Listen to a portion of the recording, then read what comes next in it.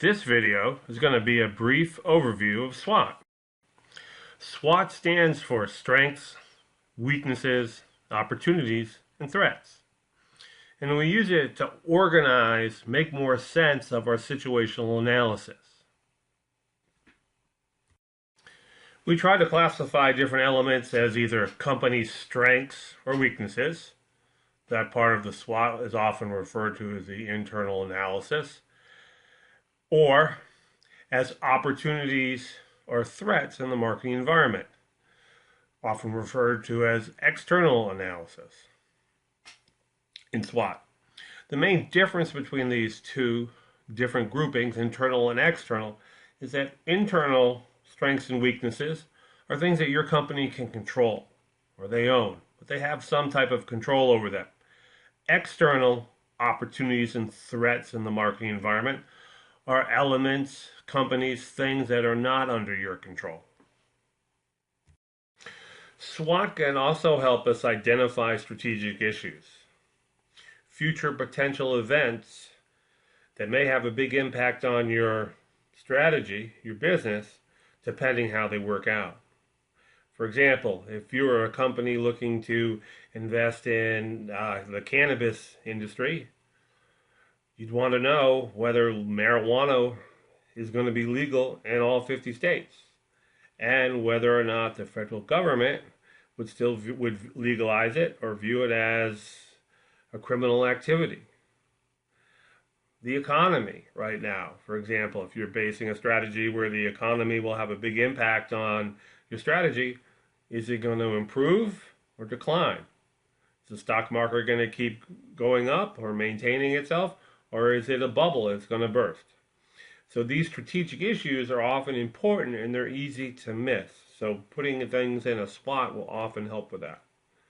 And then the last part that a SWOT is useful for is, given your strengths, your weaknesses, your opportunities, and your threats, it often can be used to help suggest potential areas of strategic importance, or even more importantly, strategic alternatives. This slide shows some of the things that might come out of your situational analysis and where they might go into your SWOT. It's just an example of some of the topics. Basically, in strengths, you want to put the things that you do well, things that give you a competitive advantage in the marketplace, whether it's something you can do better or an asset that you own or control. Likewise, weaknesses are areas where you don't have a competitive advantage. Maybe it's a liability, areas where you struggle in terms of capabilities or resources. Opportunities are things in the marketing environment, whether it's within your market, your competition, political, social, cultural, any of those factors that may be an opportunity for a company.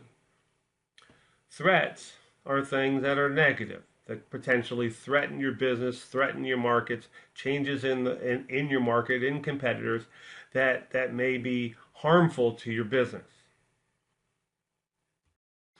It's important to remember that opportunities and threats come from the environment, and they're independent of your company's strengths or weaknesses, capabilities, or competencies. They should more be viewed as something that's going on in the environment that if some company, yours or somebody else, was in this market or industry, they'd be able to take advantage of, or that might do harm to them. Once you populate your SWOT with your situational analysis, classify elements into strengths and weaknesses or threats and opportunities, you can then match up strengths and weaknesses to opportunities and threats to help build some ideas for potential strategic alternatives. Looking at the 4 cells, we see that when there's a good fit between our strengths and opportunities out there, we should try to exploit them. It's a good source for strategic options. If we have a strength, but there is a threat in the marketing environment that may hurt us, we should try to use our strength to minimize or neutralize any potential threats, to be proactive. If there is an opportunity, but it doesn't fit well with what we do because we're not good at it, it's a weakness, we have to be careful. We can go after the opportunity, but we have to make sure that our strategy includes a way to improve our weakness. If it's something that we can improve or it's too hard to improve, then it's really not an opportunity for us, so we should ignore it. If there's a threat out there in the environment and to minimize it, right, we can't because we're bad at that, then we have to make an important decision. We can avoid it or monitor it until it becomes very serious, or we can try to address it. And addressing it often would involve, again, the main strategy or part would be to try to build our weakness into a strength so we can neutralize the threat. A Taos matrix, which is just Swot spelled backwards, is a way to make all of this explicit. You populate your company's strengths and weaknesses on one side of the matrix. On the other side, you populate it with environmental opportunities and threats. Then you match them up. Strengths and opportunities. Capitalize. Build on those. Strengths and environmental threats. Use your strengths to minimize them. Weaknesses and opportunities. Shore up your weaknesses if you want to pursue the opportunity, or don't pursue it at all. Threats and weaknesses. You must gauge the seriousness of these and minimize them. Sometimes you have to act very quickly because the threats are severe and your ability to counter them are weak. Here is the Taos matrix for Macy's. So we can see an opportunity is growth in baby boomers in terms of their income. Well, one strength that Macy's does have is their older customer base is largely baby boomers. So what they did was they created a new reward system that focused on giving baby boomer big spenders even bigger rewards. They found that 10% of their customers, mainly baby boomers, accounted for 50% of their sales. So they created even more incentives for them to spend. So let's look at strengths and threats. Macy's owns a lot of real estate. They have a lot of capital. They're being threatened by Sephora and Ulta, independent makeup and cosmetic retailers that were taking a large share of business away from Macy's. So what did they do? They used that cash and capital, sold some of their real estate holdings, and purchased Bluemercury, an independent cosmetic manufacturer and retailer who gives them a way to compete with Sephora and Ulta by incorporating Bluemercury within their stores and also maintaining their independent outlets. When we look at Macy's weaknesses, we see that they're not very popular with millennials.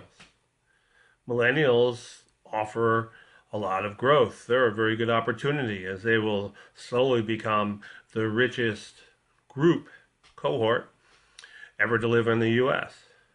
So there's a weakness and an opportunity. So what have they done? They've gone through and created new brands for millennials.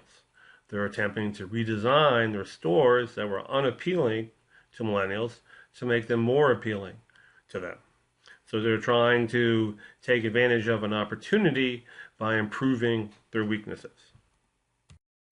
A major weakness of Macy's has been that their online shopping experience hasn't been great, especially for millennials, and that they've had problems in the omnichannel. That is, integrating their online sales and returns with sales and returns at their brick and mortar stores so that they're seamless. Some of their major competitors, such as Amazon and Nordstrom's and some other department stores, do this very well. So how do they respond to this threat when it's a weakness? Well, what they decided to do was invest heavily to try to make sure that they could improve online shopping and the omnichannel. Now, every Macy's has a dedicated area to handle online sales and returns.